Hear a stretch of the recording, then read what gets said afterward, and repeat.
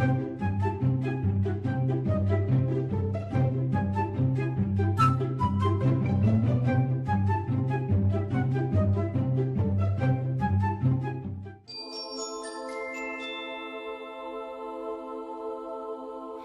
so if you've been following our social medias, you know that we have a play coming up on the 5th and 6th of June, After the Tempest.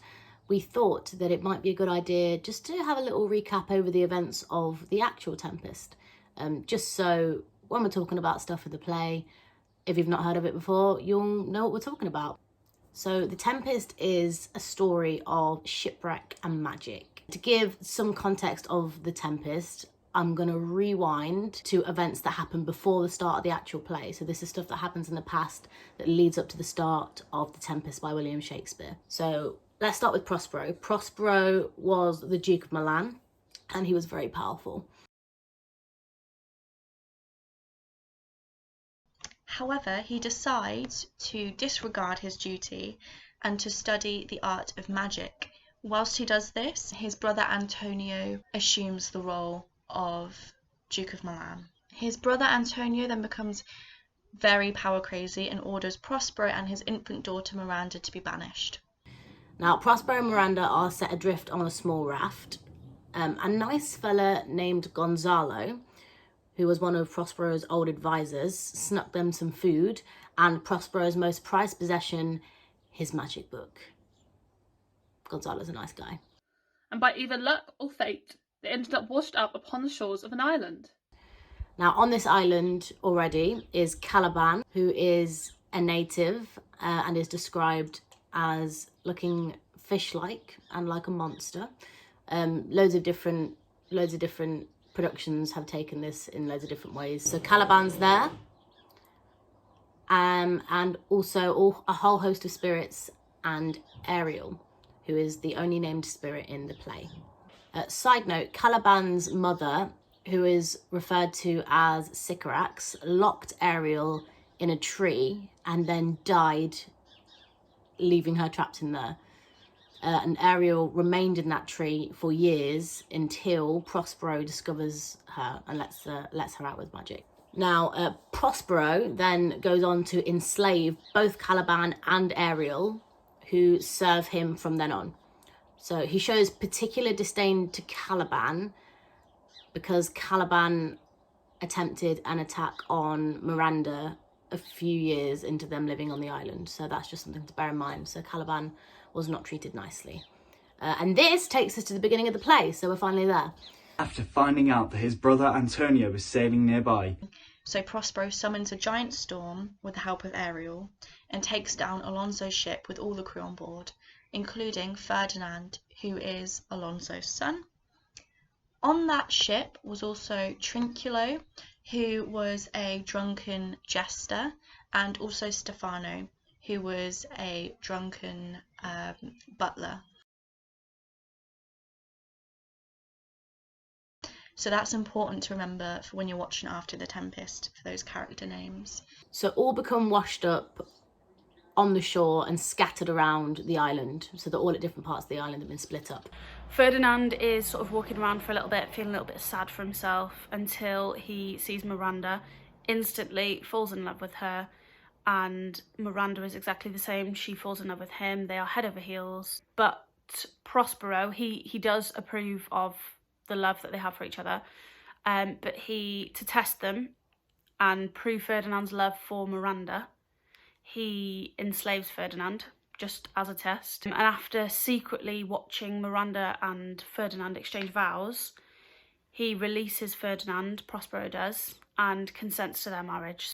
Meanwhile, this is happening. You have Trinculo and Stefano, and they happen to meet Caliban. They all form this bond of a love of alcohol, really. So they're drunk, they're stumbling along the island, and they all plot to kill Prospero and take over the island. Which never comes into fruition because whilst this is all happening, Prospero has ordered Ariel to mess with the castaways in various ways. Motorbike. Whilst this is happening, Prospero is ordering Ariel to mess with the castaways in various ways, which include, but are not limited to, singing sad and solemn songs in the castaways' ears, playing heavy music such as the flute and drums to lead them into disillusion, making delicious banquets of food appear in front of their eyes and then making them disappear before they can even get to taste it, leading them through briars and bristles into a filthy pond, attacking them with spirit dogs, and then after all of this, for Trinculo, Stefano and Caliban to end up in Prospero's cell, having to clean up the mess that they've made. Not fun. And then Prospero calls upon Ariel, the spirit, to bring all of the members of the shipwreck to him. Having all his enemies under control, Prospero decides to forgive them. Alonso joyously is reunited with his son, Ferdinand, remember? And he restores Prospero to the Dukedom of Milan and welcomes Miranda as Ferdinand's wife. All except Caliban and Ariel prepare to leave the island. Prospero, who has given up his magic, bids farewell to the island and the audience. So, fun little fact here, it is said that Prospero giving up his magic parallels Shakespeare giving up the theatre in, his life.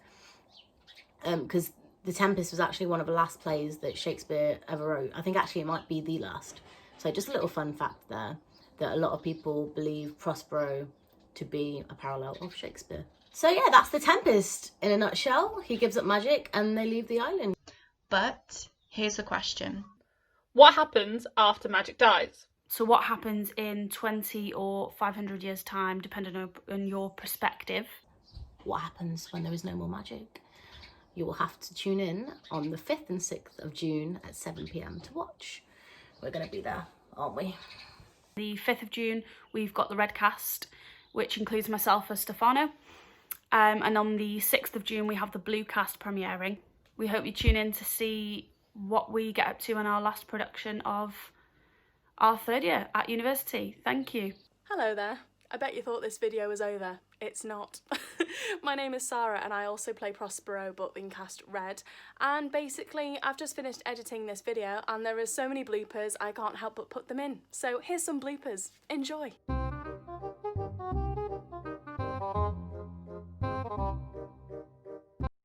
A wedding with the King of Alonso. Oh! Forgive them. Oh, sorry. I'm gonna start that again. His magic. Oh, God! Oh! So, fun little fact here. So Alonso is then reunited with his son Ferdinand.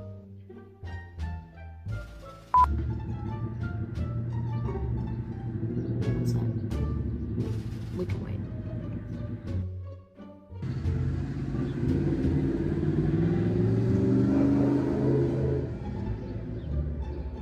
But not on. You have to see. Having all his enemies under control. Oh my gosh, shush. So we're just gonna Shakespeare play that he ever wrote. Shakespeare play? Of course it's Shakespeare play, it's Shakespeare. So I'm just gonna give you. I'm ready in a minute.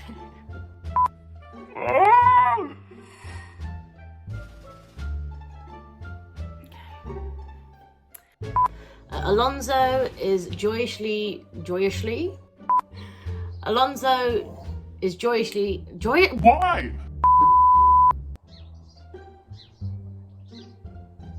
Now the crew on board. Of Alonso. Oh. Sorry, Zara. I'm so sorry. Sorry, Zara. I'm so sorry. I'm gonna do this bit again, Zara. Sorry.